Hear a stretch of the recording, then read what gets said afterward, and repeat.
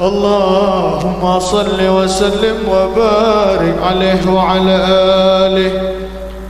فحين كربه ونوضع هذا الحبيب أعلنت السماوات والأرضون ومن فيهن بالترحيب، وأمطار الجود الإلهي على أهل الوجود تزد، وألسنة الملائكة بالتبشير للعالمين تعين. سبحان الله والحمد لله ولا إله إلا الله والله أكبر. سبحان الله والحمد لله ولا إله إلا الله والله أكبر. سبحان الله والحمد لله ولا إله إلا الله والله والقدرة كشفت عناء هذا المستور ليبرز نوره كاملا في عالم الدهور، نورا فاق كل نور وأنفذ الحق حكمه على من أتم الله عليه النعمة من خواص الأمة، أن يحضر عند وضعه أمة تأنيسا لجنابها المسعود ومشاركة لها في هذا السمات الممدود. فحضرت بتوفيق الله سيدة مريم وسيدة آسيا ومعهما من الحور العين من قسم الله له من الشرف بالقسمة الوافية.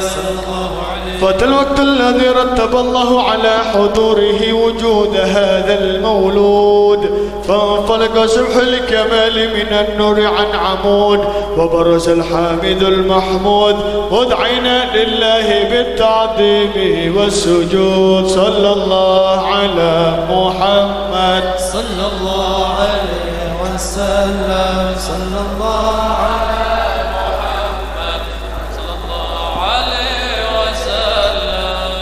يا نبي سلام عليك، يا رسول سلام عليك، يا حبيب سلام عليك، يا رسول الله صلوات الله عليك.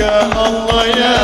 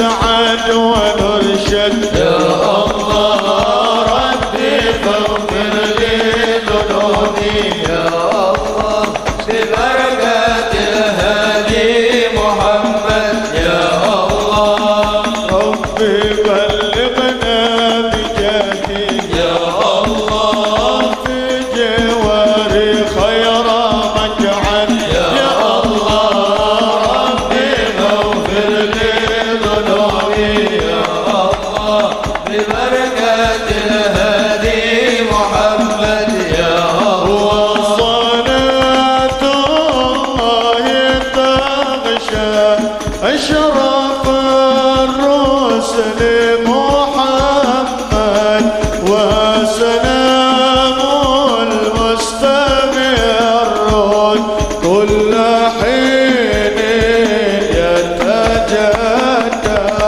طلع البدر علينا من ثنيات الوداع وجب الشكر علينا ما دعا للهداية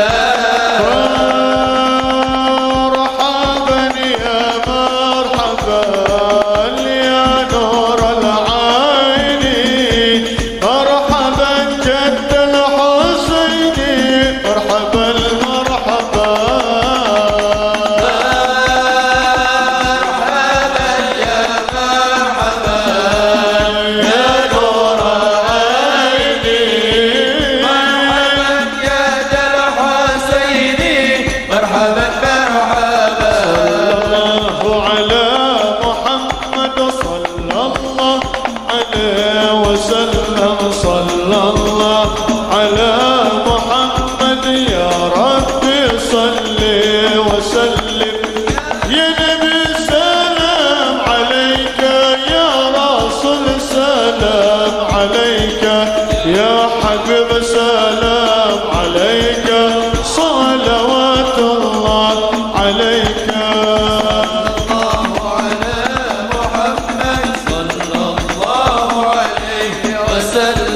صلى الله على محمد يا ربي صل وسلم يا نبي سلام عليك يا رسول سلام عليك يا حبيب سلام عليك صلوات الله عليك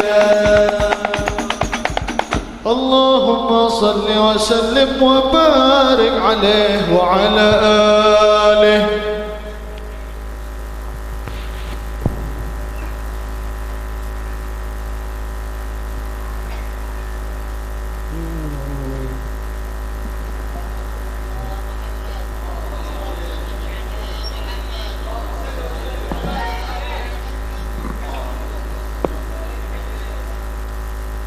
السلام عليكم ورحمة الله وبركاته. بسم الله الرحمن الرحيم. الحمد لله رب العالمين حمدا يوافي نعمه ويكافي مزيده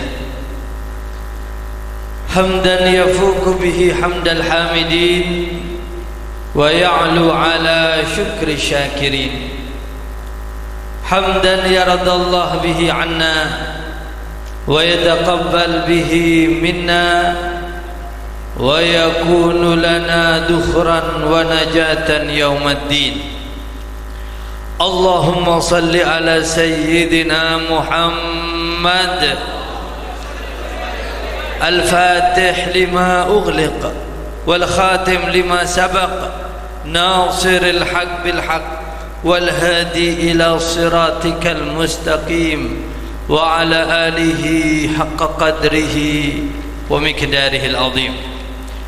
رب اشرح لي صدري ويسر لي أمري واحلل عقدة من لساني يفقه قولي وسدد لساني واهد قلبي بحق سيدنا محمد صلى الله عليه وسلم. أما بعد المحترمون والمكرمون sedejah para habaib, saya ampun rabuh saat mangken engki gak dinto Al-Habib Abdurrahman Al-Idrus, Al-Habib Abdul Qadir Al-Jufri, Al-Habib Hashim Aidid, Al-Habib Ahmad Mustafa Al-Haddar, Al-Habib Mustafa Al-Haddar, Al-Habib Hussein Al-Haddar, Al-Habib Saugi As-Segah ben sedaja para habaib malar moga kelaban marabu para habaib kaula sampean ngawaliyah barakana amin Allahumma amin. Juga sesangat badan kaula amul caakin tor aku ngakin selaran saya muljah Kiai Haji Hanif ben sedaja keluarga besar Pondok Pesantren An-Nur, para asatid, para asatidah, para santri, para santriwati, para hadirin, para hadirat rahimakumullah. Alhamdulillah, amuji syukur dak ke Allah Subhanahu wa taala saat mangken kaula sampian bisa arang-sarang akin bangkin silaturrahmi dalam situng bebangkian sesai dalam situng majlis semulia dalam situng acara sebagus bahkan paling bagus acara bahkan paling saenah majlis bahkan paling mulcena kegiatan engki kak dintoh peringatan maulid Nabi besar Muhammad sallallahu alaihi wasallam. Napa pas ekocak semulja-muljanya kegiatan paling saena majlis engki kak dinto majlis maulid Nabi besar Muhammad sallallahu alaihi wasallam. Apa sebab? Karena sedejah acara-acara majlis-majlis dalam agama Islam sakabiana boleh adalah barakah dari maulid kelahiran Nabi besar Muhammad sallallahu alaihi wasallam. Acara Isra Mi'raj, perjalanan Nabi besar Muhammad sallallahu alaihi wasallam dari Masjidil Haram ke Masjidil Aqsa ben sedejah kalaban hebattah Rasulullah sallallahu alaihi wasallam sampai atembus ke Sidratul Muntaha. Pasera sejalan dari majlis dari Masjidil Aqsa, dari Masjidil Haram ke Masjidil Aqsa sampai ke langit saya ketujuh ben sampai turut pasera Nabi besar Nabi Muhammad sallallahu alaihi wasallam kan benepakna sampean. Dan setelah Isra Mi'raj pada boleh acara nuzulul Quran ben sedaja kehebatan Al-Quran. Kepada siapa Al-Quran tersebut diturunkan? Kepada baginda Nabi besar Muhammad sallallahu alaihi wasallam. Setelah nak boleh beda telasat kelambiannya jajan saknya banyak arus mudik arus balik, masya Allah. Siapa yang mengenalkan itu semua kalau bukan baginda Nabi besar Muhammad sallallahu alaihi wasallam. Tadi peringatan maulid baginda Nabi besar Muhammad sallallahu alaihi wasallam minangka bungkah pohon ben selain neka ibarat buan na tereta. Tadi kaulah sampean minangka selamati bungkana malar muka ngawalena buana. Allahumma amin Allahumma. Jadi dalam rangka memperingati pusatnya, sumbernya, muara sedejah kebajikan-kebajikan sedatang dari Allah Subhanahu wa taala, muaranya adalah kelahiran baginda Nabi besar Muhammad sallallahu alaihi wasallam. sehingga disebut oleh Syekh Amin Qutbi rahimahullah rahmatal abrar, ya lailatal itsnaini madza safahti min fadlin asyamma wa min fadlin wa min ghina kullu layalil bidhi fid dunya. Sedejah acara-acara multasabah di dunia semuanya adalah berkat engkau wahai malam Itsnain, karena di malam itu dilahirkan baginda Nabi besar Muhammad sallallahu alaihi wasallam. Oleh karena itu ma'asyiral hadirin wal hadirat, bedena kaula sampian saat mangken tidak lain dan tidak bukan di dalam rangka merayakan maulid Nabi besar Muhammad sallallahu alaihi wasallam, tak ada selain peringatan maulid mereka merupakan ibarat, merupakan sebuah ungkapan no tuaki kabungaan kaula sampean. Jadi senya mana maulid mereka ibarat atau ungkapan no tuaki kabungaan. Kabungaan kelaban apa? Kelaban papareng sepaling luar biasa dari Allah subhanahu wa ta'ala. Engki kak dinto kaula sampean parangin pepareng sepaling luar biasa adalah kelahiran baginda Nabi besar Muhammad sallallahu alaihi wasallam. Jadi dari sedejana paparengan Allah sepaling luar biasa separang itening Allah ke kaula sampean engki kak dinto sebuah papareng senya mana Muhammad sallallahu alaihi wasallam. Apa sebab? Karena Nabi ada senya mana Nabi Muhammad sallallahu alaihi wasallam, keodian neka bakal hancur ternyata. Keodian neka bakal tak genah. Mon sampean oneng di zaman sebelum kedatangan Nabi besar Muhammad sallallahu alaihi wasallam disebut sebagai zaman jahiliyah. Zaman jahiliyah neka orangnya benek nyamana jahiliyah karena tak oneng saya nyamana peseh.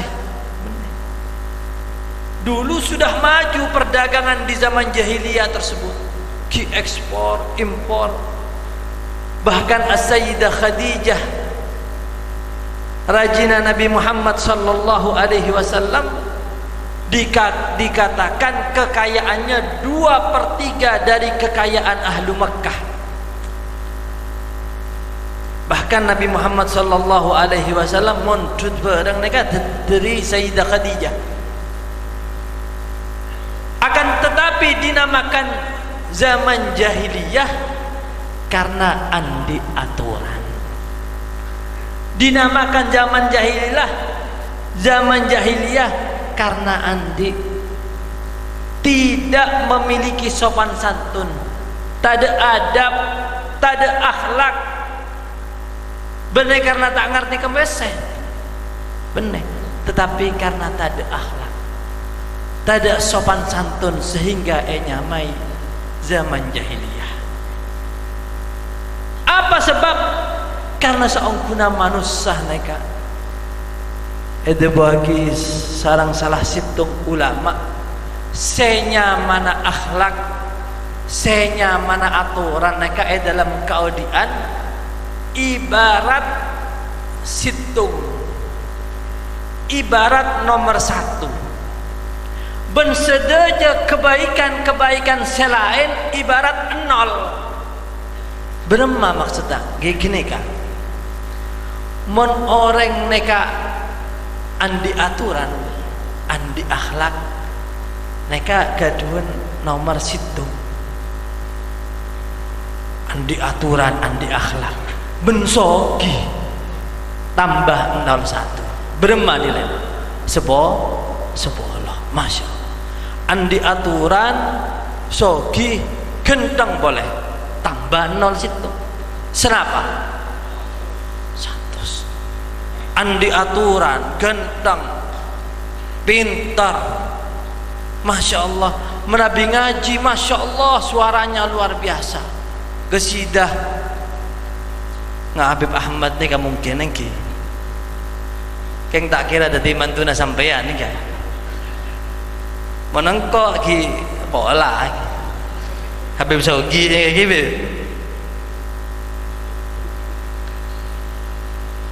Tambah situ, tambah 0 lagi 1 jadi sana apa sepu.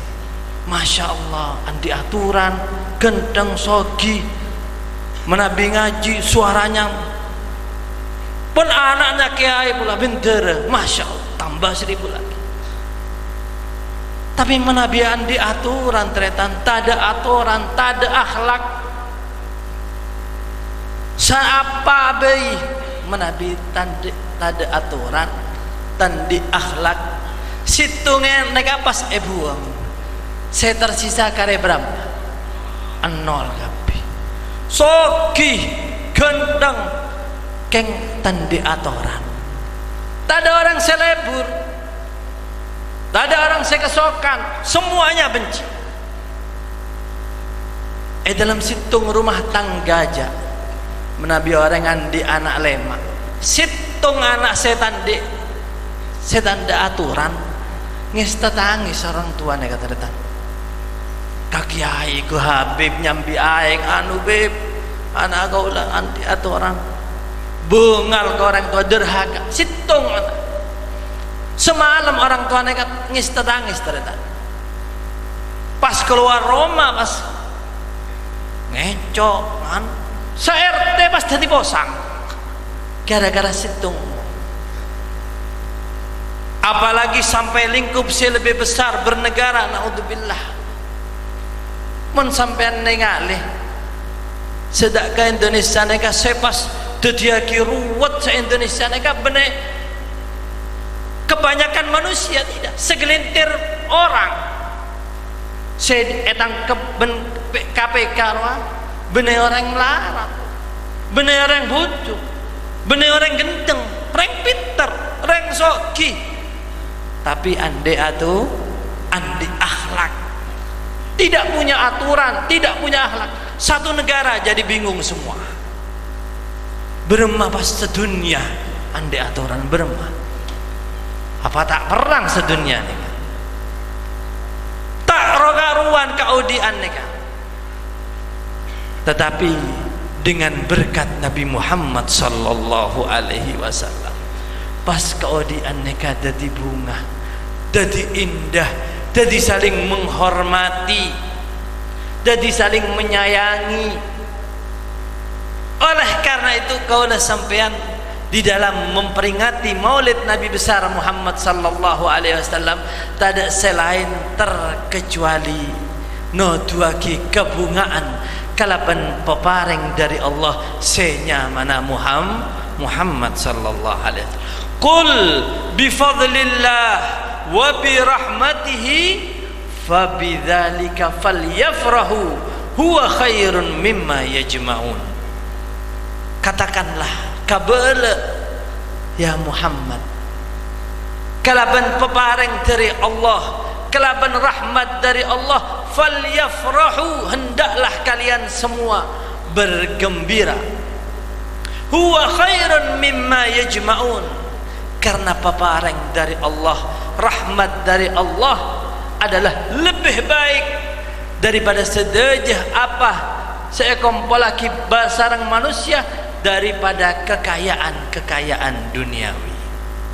Rasulullah sallallahu alaihi wasallam edabuh dalam salah situng hadis, innama ana rahmatun muhdah, sesungguhnya aku adalah rahmat yang dihadiahkan oleh Allah subhanahu wa ta'ala kepada sedejah umat manusia. Oleh karena itulah ma'asyiral hadirin wal hadirat rahimakumullah, perkumpulan kita di saat hari ini tidak lain dan tidak bukan adalah untuk menunjukkan rasa syukur kita atas pemberian Allah subhanahu wa ta'ala yang luar biasa ini. Kalau di dalam agama saja di dalam Islam ketika seseorang diberikan pemberian oleh Allah, parangi papareng sarang Allah, baik berupa anak, berupa keturunan, apa saya anjur lagi sarang syariah, dianjurkan untuk menyembelih kambing. Saya nyaman ake mon kaduan putra senapa kambing dua mon kaduan anak bini senapa sid. Apa sebab? Oleh papareng dari Allah. Syukur kita kepada Allah dengan menyembelih kambing. Karena apa? Atas pemberian Allah subhanahu wa ta'ala yang berupa anak. Berapa banyak rumah tangga yang belum dikaruniai keturunan, berharap dari Allah diberikan keturunan, luar biasa kegembiraannya atas pemberian Allah. Kenapa boleh? Pemberian Allah senyamana Muhammad sallallahu alaihi wasallam. Berapa kambing yang sudah kita potong untuk tasyakuran atas pemberian Allah subhanahu wa ta'ala. Kan tak toman beli embe sampean, nyembeli embe. Yang penting lara puas, kaduan berkat pas mau oleh meski. Alhamdulillah. Apa yang kita berikan untuk syukur kita kepada Allah subhanahu wa ta'ala. Padahal pemberian Allah subhanahu wa ta'ala yang satu ini adalah aroba'aki demar dalam keaudian kaulah sampian.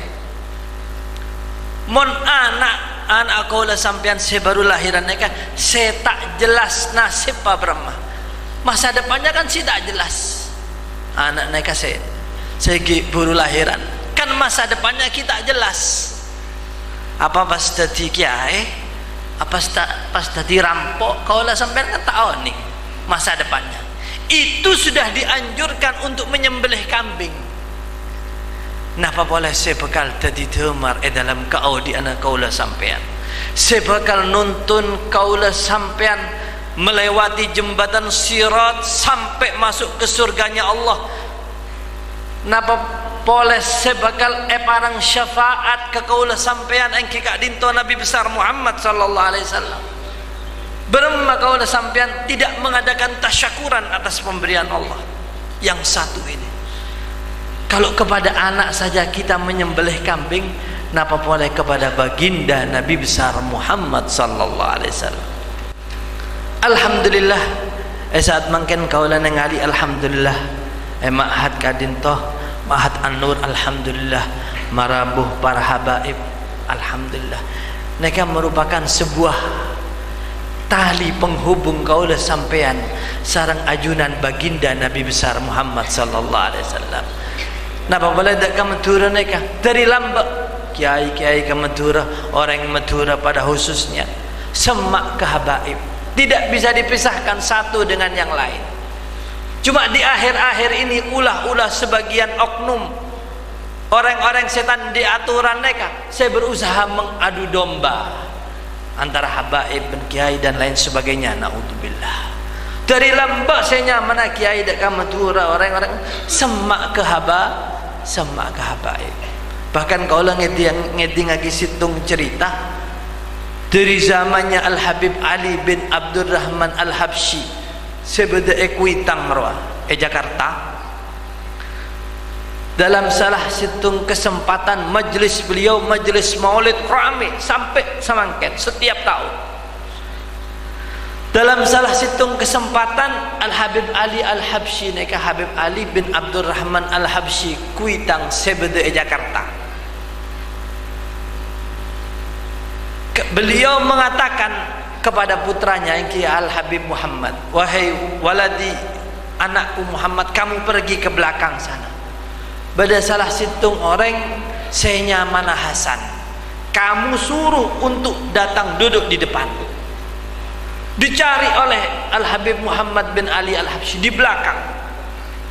Ternyata beliau adalah Kiai Hasan Genggong, Kiai Hasan Sepuh sebeda Keraksan.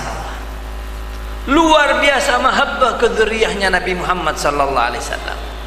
Pas debuna Al Habib Ali bin Abdurrahman Al Habsyi kepada putranya Al-Habib Muhammad Al-Habsyi, engkau rawajong setiap kali bermimpi Nabi besar Muhammad sallallahu alaihi wasallam pasti ada Kiai Hasan di belakangnya membawakan sendalnya Nabi besar Muhammad sallallahu alaihi wasallam. Kenapa? Karena leburnya hormat Kiai Hasan ke para habaib. Jadi lebur ke habaib, kasokan ke habaib, sambung sampai ke baginda Nabi besar Muhammad sallallahu alaihi wasallam. Cerita selain Kiai Haji Raden As'ad Syamsul Arifin sebeda itu bondo semangken pon juga luar biasa, beda fakultas dan lain sebagainya. Kuat hubungan dengan Nabi Muhammad sallallahu alaihi wasallam. Penlastarena abajang 5 bektah pas mau salawat senya mana salawat Jibril sallallahu ala Muhammad sallallahu ala Muhammad sallallahu ala Muhammad 200 kali. Jadi selepas 5 bekto adalah 1000. Setiap kali setelah membaca salawat Jibril sallallahu ala Muhammad sallallahu ala Muhammad pas mator dek keajunan Nabi Muhammad sallallahu alaihi wasallam, ya Rasulullah, engkau kaduan hajat ini ya Rasulullah, saya punya hajat pondok ini ya Rasulullah. Mator menghadirkan ruh Nabi Muhammad sallallahu alaihi wasallam. Apa sebab? Karena ruh Nabi Muhammad sallallahu alaihi wasallam selalu hadir bersama umatnya. Dalam Al-Quran Allah subhanahu wa ta'ala berfirman, wa'alamu anna fikum Rasulullah, dan ketahuilah bahwa Rasulullah sallallahu alaihi wasallam ada bersama kalian, tidak pernah terlepas. Hanya saja bagaimana bermakaulah sampean menghadirkan sambungan ateh, sambungan roh dekat Nabi besar Muhammad sallallahu alaihi wasallam. Oleh karenanya saya buru kaulah sampean maos qasidah ya Rabbi salli ala Muhammad, ya Rabbi salli alaihi wasallim, mereka dilaporkan kepada baginda Nabi Muhammad sallallahu alaihi wasallam. Dalam salah satu hadis Rasulullah sallallahu alaihi wasallam bersabda, "Ma min musallimin yusallimu alayya illa raddallahu alayya ruhi hatta arudda alaihi salam." Tak bakal beda situng orang saya mengucapkan salam ke sengkok kecuali Allah subhanahu wa ta'ala mengembalikan ruhku sehingga aku menjawab salam dari tang umat. Engkau rawa jawab salawat tentang umat, ajawab salam tentang umat, dikembalikan ruhnya beliau oleh Allah subhanahu wa ta'ala untuk menjawab salawat dan salamnya yang kita haturkan kepada baginda Nabi Muhammad sallallahu alaihi wasallam. Disampaikan oleh para malaikat kepada baginda Nabi sallallahu alaihi wasallam, sehingga disebutkan di dalam hadis yang lain para malaikat mengatakan, ya Muhammad salli alaika fulan ibnu fulan, wahai Muhammad, sesungguhnya umatmu senya mana fulan bin fulan sedang bersalawat kepadamu. Jadi disampaikan oleh para malaikat nyamana orang mereka benyamana pakna, orang yang benyamana pakna. Oleh karena itu dia punya para ulama salawat mereka termasuk bektina orang kereng sepuh. Kenapa? Karena sapa baik mau salawat reng sepun turut disebut kepada baginda Nabi besar Muhammad sallallahu alaihi wasallam, ya Muhammad salli alaika fulan ibnu fulan, wahai Muhammad saungkuna umatmu senya mana fulan bin fulan sedang bersolawat kepadamu. Umpamanya siapa? Syafi'i bin Madra'i masa. Oh mata wahai Muhammad senya mana Syafi'i bin Madra'i rawa Muhammad sedang bersolawat ke baeng, maka aku pun menjawab salam daripada umat. Neka teretan hubungan seorang manusia kepada baginda Nabi Muhammad sallallahu alaihi wasallam adalah hubungan saya tak bakal peke sampai yaumul kiamah. Oleh karena itu yang kami anjurkan khususnya bagi diri saya pribadi ben sedeja para hadirin para hadirat otamai pun sedeja para santri para santriwati Ma'had An-Nur untuk selalu berusaha berusaha menghadiri majlis-majlisnya Nabi Muhammad sallallahu alaihi wasallam. Jauh-jauh dengan majlisnya Nabi Muhammad sallallahu alaihi wasallam. Apa yang diajarkan di pondok ini merupakan warisan daripada Nabi Muhammad sallallahu alaihi wasallam yang disampaikan oleh para kiai, para asatidah, saya berupa ilmu, saya manfaat, merupakan warisan daripada Nabi Muhammad sallallahu alaihi wasallam. Warisan ini saya bekal dadi aki putra kaula sampean dadi orang-orang sesoleh ben solehah. Menabi seorang anak tak pernah oning apa yang disampaikan oleh Nabi Muhammad sallallahu alaihi wasallam, apa ilmunya Nabi Muhammad, perintah beliau kepada seorang anak, kepada orang tuanya, beremah akhlaknya. Kalau seorang anak tidak pernah tahu, bagaimana akan tumbuh sebagai anak sesoleh ben solehah?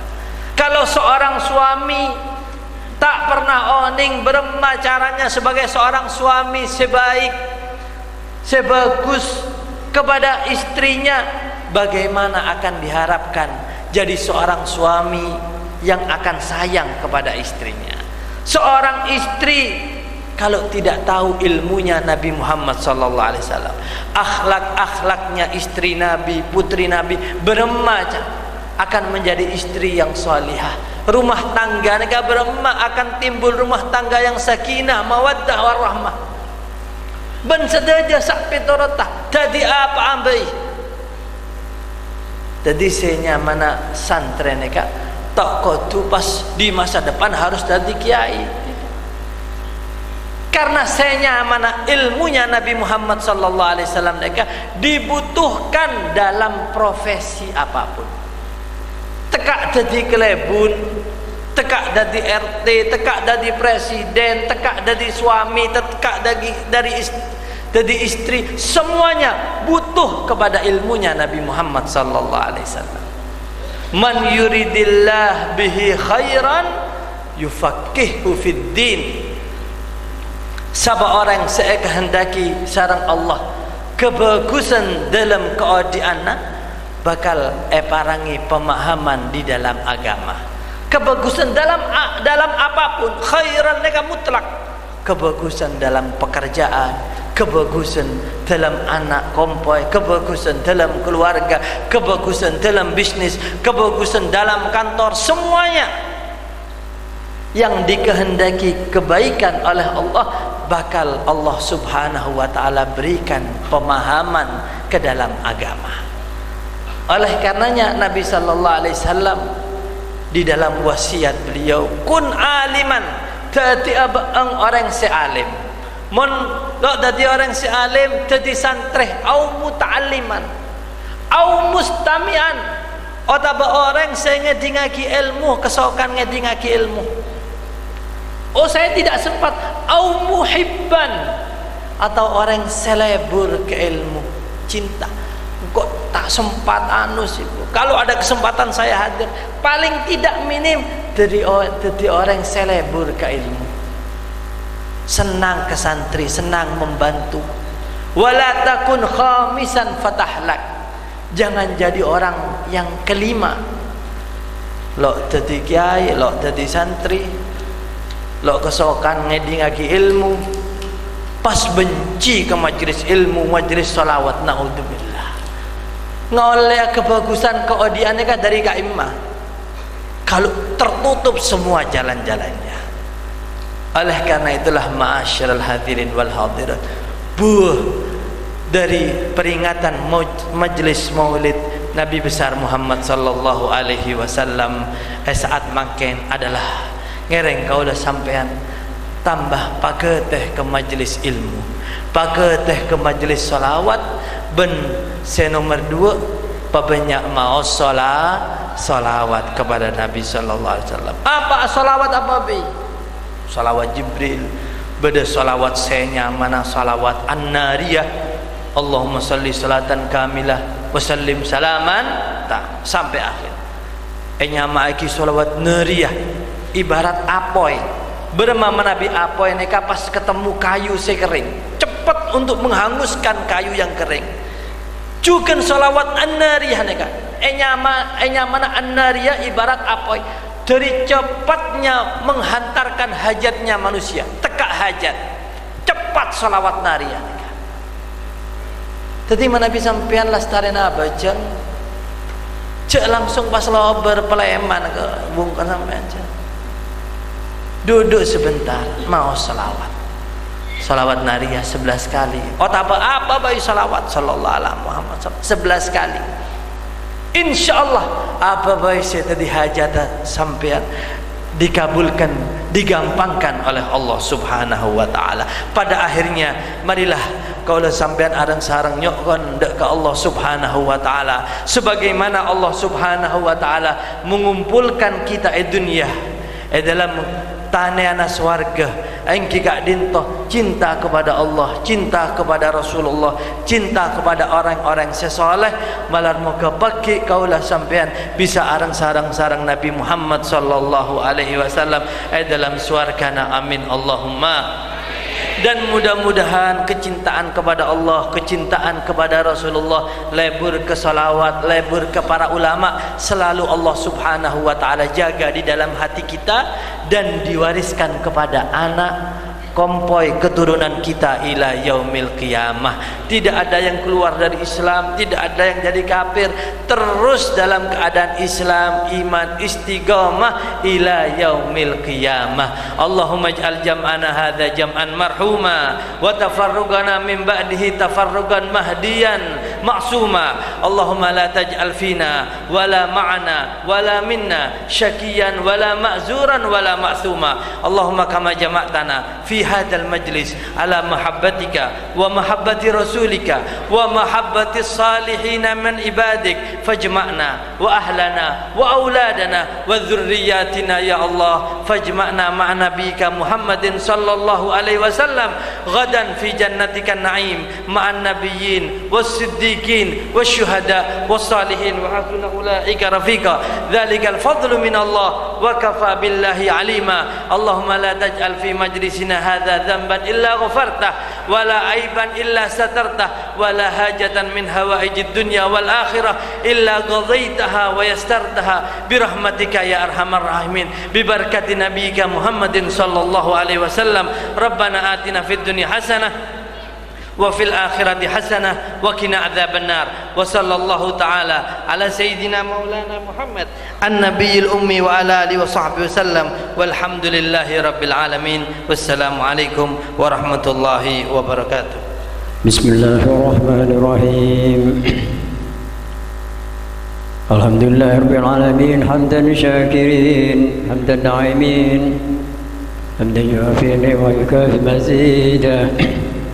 يا ربنا لك الحمد كما ينبغي لجلال وجهك الكريم وعظيم سلطانك. ولما نظم الفكر من درر الأوصاف المحمديات عقودا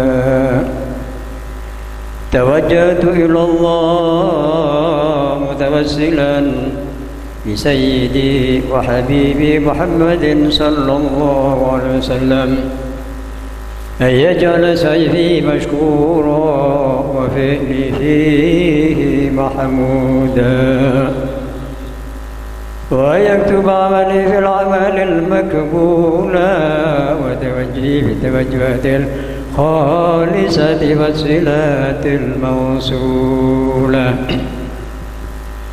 اللهم يا من إليك تتوجه الآمال فتعود غافرا وعلى باب عزته تهدرها الفتوشى منه الفيوذات الغامرة.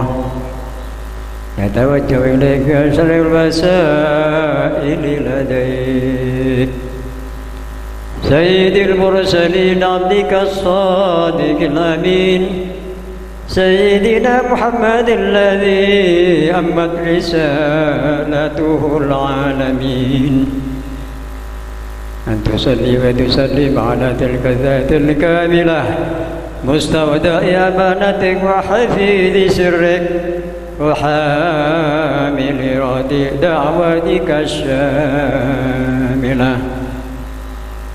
الأب الأكبر المحبوب لك والمخصص بشرف الأفخار في كل موطن من مواطن القرب ومظهر قاسم إمدادك في عبادك وساقي كوش إرسادك لأهل ودادك سيد الكونين وشف الثقلين العبد المحبوب الخالص المخصوص منك بأجل الخصائص اللهم صل وسلم عليه وعلى آله وصحبه وعلى حضرة اقترابي من أحبابه اللهم إنا نقدم إليك جهاد النبي الكريم ونتوسل إليك بشرف مقامه العظيم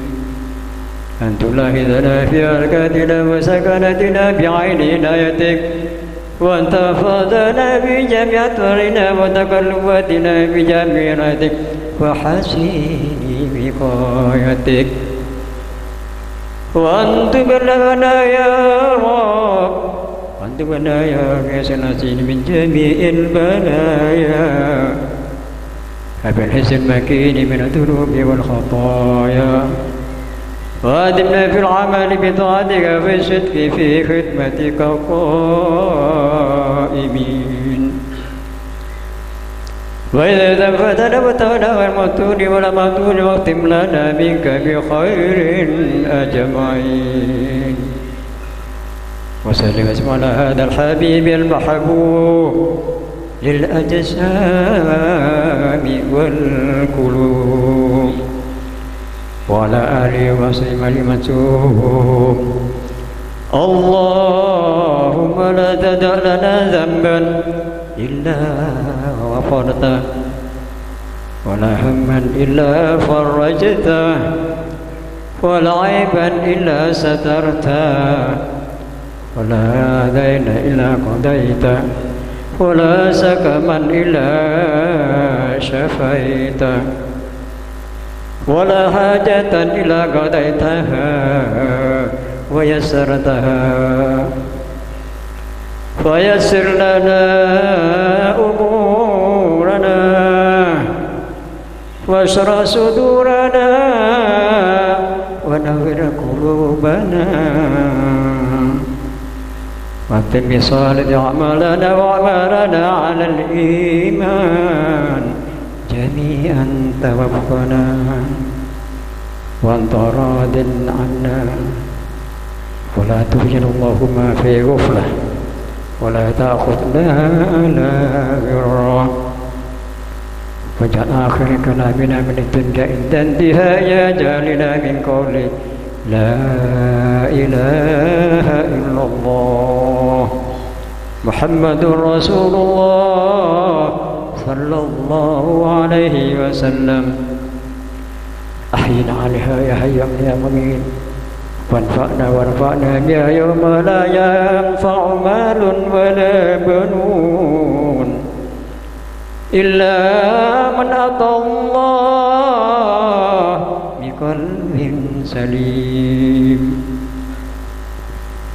الصلاة والسلام عليك يا سيدي يا رسول الله الصلاة والسلام عليك يا سيدي يا حبيب الله الصلاة والسلام عليك يا من أرسله الله رحمة للعالمين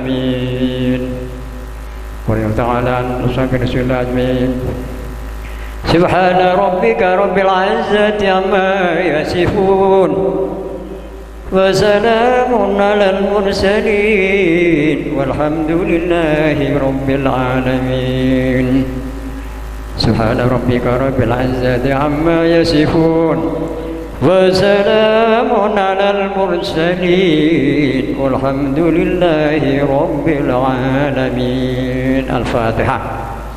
أعوذ بالله من الشيطان الرجيم. بسم الله الرحمن الرحيم. الحمد لله رب العالمين الرحمن الرحيم مالك يوم الدين إياك نعبد وإياك نستعين اهدنا الصراط المستقيم صراط الذين أنعمت عليهم غير المغضوب عليهم. Amin. Da setuju hadirin nyona seperti ini pada permintaan setong kosidah cek terrona kita tu anak-anak boleh TV ni komando cek terrona pemimpin mulai beri oleh si salah suruh WA aki kah Habib Ahmad ternyata kalau pai cek terrona nyona kosidah ruhi fidak ruhi fidak ini kan jiwaku akan saya didik untuk menebus Rasulullah SAW, untuk membela Rasulullah. Alhamdulillah. Soalnya seperti soalnya ridana pancingan rida sabar tertib insyaallah sabar tu sana para yang teka hajat amin amin gampang rizkina insyaallah. Soalnya sabar mau bisa jawab kompak. Bismillahirrahmanirrahim. وأحسن منك لم تراك عين وأطيب منك لم تلد النساء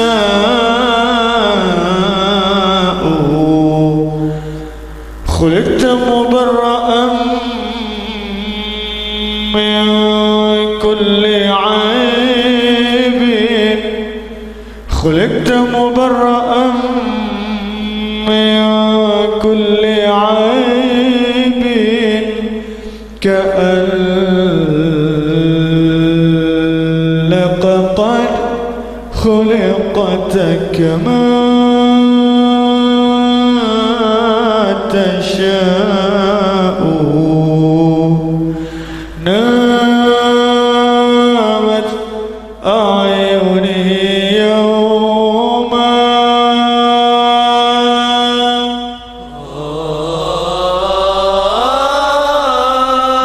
نامت والحنين نما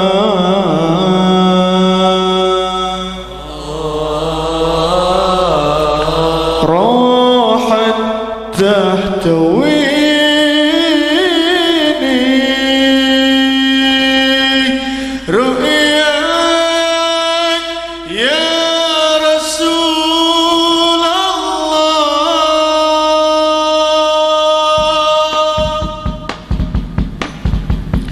أحمد يا نور الهدى بشوق فاق المدى عيني ترجو أن تراك روحي يا حبيبي فداك أحمد يا نور الهدى بشوق فاق المدى عيني ترجو أن تراك روحي يا حبيبي فداك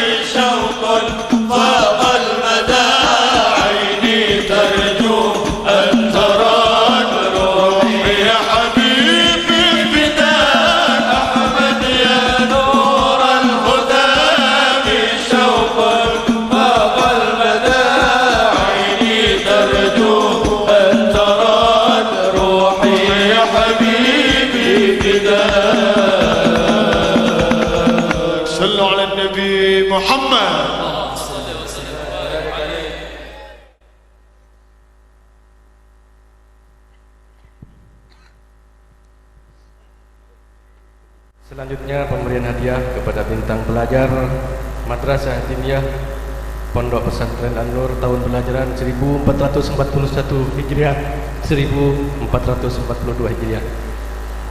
Untuk bintang pelajar yang pertama untuk santri mukim diraih oleh Nanda Siti Nur Faizah, Wali Bapak Muhammad Sawir, alamat Geding. Dan yang kedua untuk bintang pelajar untuk santri Ghairi Mukim diraih oleh Nanda Imratul Kamiliyah, Wali Bapak Muhammad Adam Joni, alamat Jangjang Bulan. Kepada wali dari dua murid yang barusan telah disebut, Bapak Muhammad Sawir dan Bapak Muhammad Adam Joni, agar naik ke atas pentas untuk mengambil hadiah. Untuk hadiah kami mohon kesediaannya Habib Abdul Rahman dan Habib Abdul Qadir.